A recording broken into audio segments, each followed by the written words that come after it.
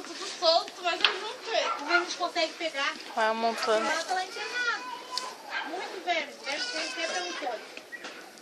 Tem mais um ali que tá meio doentinho. Traga tudo eles que põe nessa caixa. Nicole, vamos juntar ele. Não, e a veterinária lá falou que esse tipo de vermes pega em criança, viu? Tem que ensinar pra criança.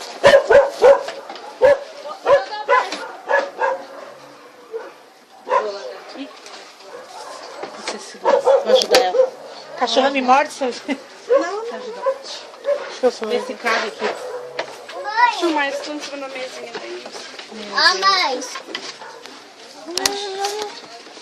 Não consegue, Sabrina? Deixa que eu... Quantos que já deu ali? Aqui tem 3 com 5.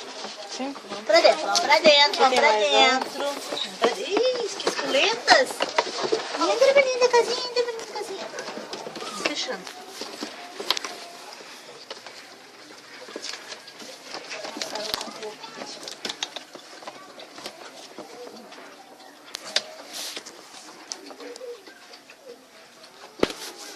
Tem um malzinho, aquele pequenininho, ó. Tava deitado lá. Tô vendo aqui.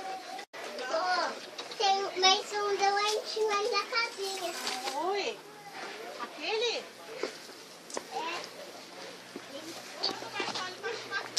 Roberto, olha se eles estão embaixo da cama aí. Aonde, mãe? Ah, eu não deixo. Daqui, ó. Já, mãe.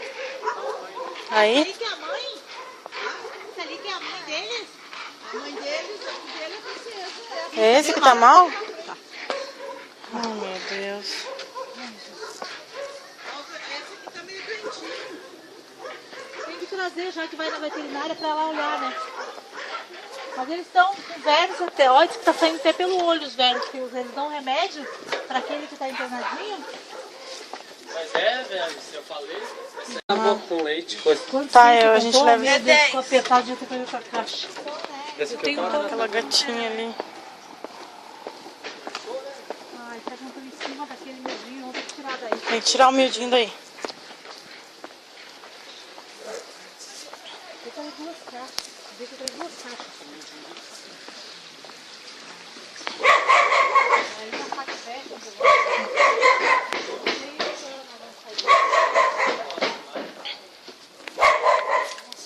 consegue largar em cima do pano? Precisa.